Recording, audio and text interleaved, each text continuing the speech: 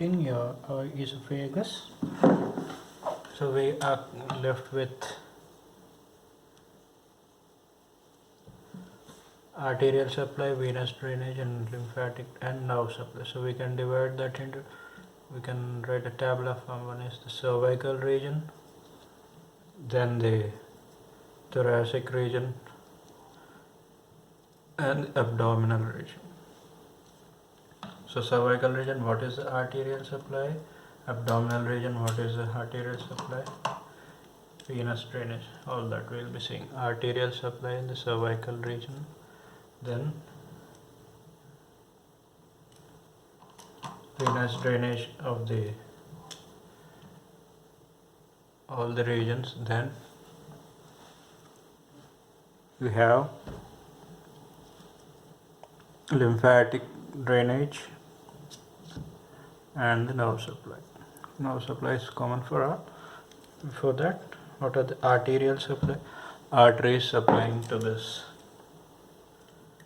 esophagus. So arterial supply for the cervical region, we have artery, that is inferior thyroid artery. Thoracic region, we have the esophageal branches from descending aorta, that is descending thoracic aorta, and some branches from the bronchial arteries. Abdominal region, it's having blood supply from the left gastric artery and left inferior phrenic arteries, which are nothing but, this is again a branch from your thoracic aorta. Then venous drainage, this is somewhat important for you if you are near the abdominal region. So cervical region, same thing, it's from the inferior thyroid, it's draining into inferior thyroid vein. Thoracic region, it's going into the hemiazygous vein and azygous vein. Then abdominal region, here we have two things. One is going to the caval system, that is, caval system is nothing but concerned with your superior vena cava and inferior vena cava. And one more thing is the portal system. Portal system is other circulation. So we have one part from the caval system, that is hemiazygous vein. This, from this, it's again draining into your superior vena cava or inferior vena cava. So this is concerned with the caval system. So what is the vein concerned with the portal part, that is the left gastric vein. This is a part of your portal system. So here there is anastomosis between the portal part and caval. So this part, lower end of the esophagus, is where we have portocaval anastomosis.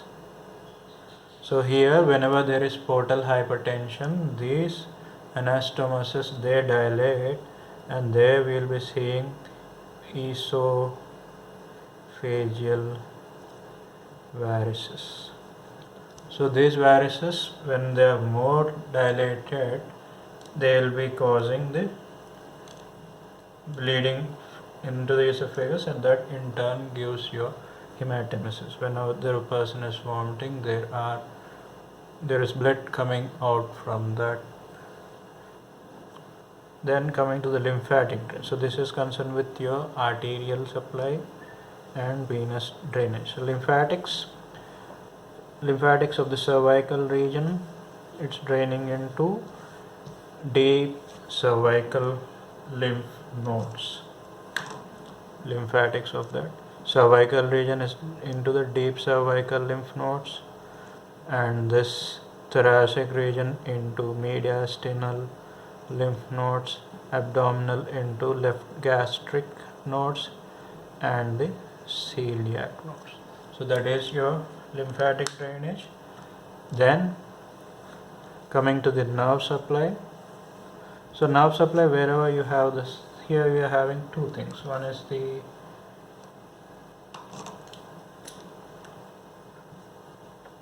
sympathetic, and one more thing is the parasympathetic nervous system. Sympathetic we are getting from the vagus part and parasympathetic. So this is your nerve supply for all the three things. That is your sympathetic system and parasympathetic. Parasympathetic system is coming from the vagus and the recurrent laryngeal nerves, which are in turn forming the esophageal plexus, and these in turn they give the parasympathetic nerve supply. So this parasympathetic nerve supply is secretomotor,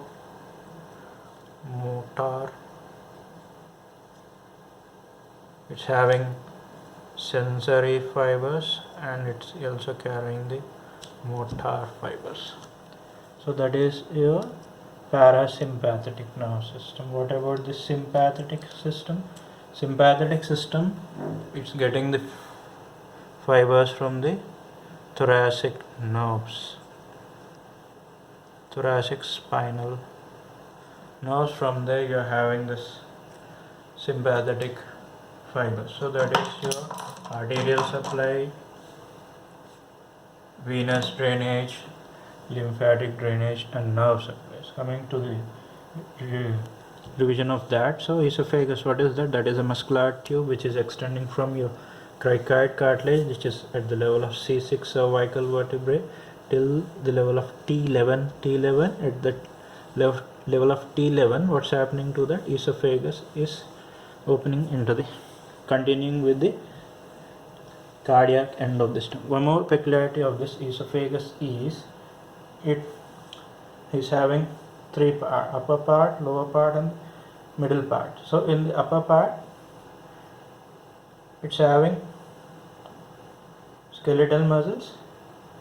Middle part of the esophagus is having mixture of skeletal and smooth muscles, and the lower part it's having involuntary smooth muscles. So rewinding all this, so what is this? Esophagus is nothing but a muscular tube from C6 to T11, constrictions at the level of 6 inches, 9 inches, 11 inches and 15 inches. 6 inches is formed by your cricopharyngeus, 9 inches is formed by your arch of aorta, 11 inches is formed by your left principal bronchus, and 15 inches is formed by your where it's piercing the diaphragm. So this is the constrictions and different parts: cervical part, thoracic part, and the abdominal part. Abdominal is somewhat 1 to 2 centimeters in length, thoracic is 20, this is 4 centimeters. So total it's 24 centimeters tube.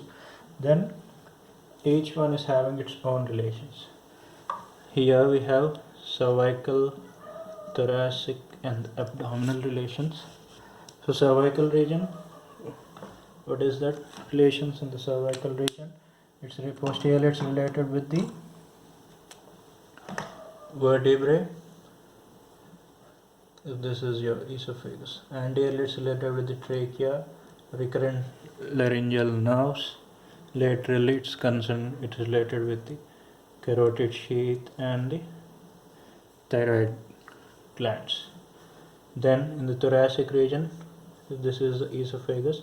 What are the structures related? Anterior to that, from above downwards, we have this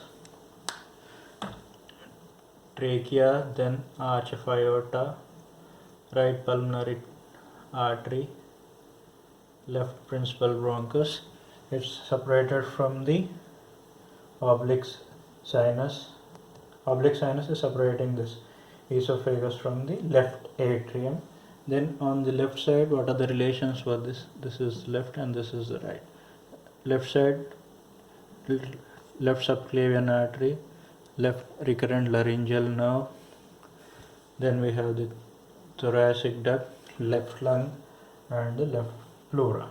And even what's happening to this arch of aorta? It's forming the descending aorta. This descending aorta in the upper part, it's related to the esophagus on the left side. In the lower part, this esophagus is anterior and the descending aorta is in the posterior part.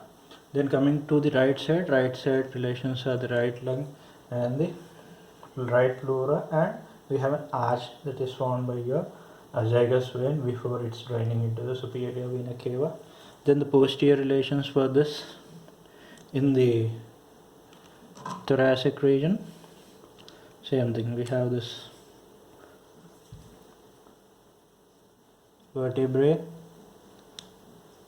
aorta, from that we have this posterior intercostal arteries, azygous and hemiazygous veins. So hemiazygous is draining into the azygous vein and thoracic duct. So those are the posterior abdominal region.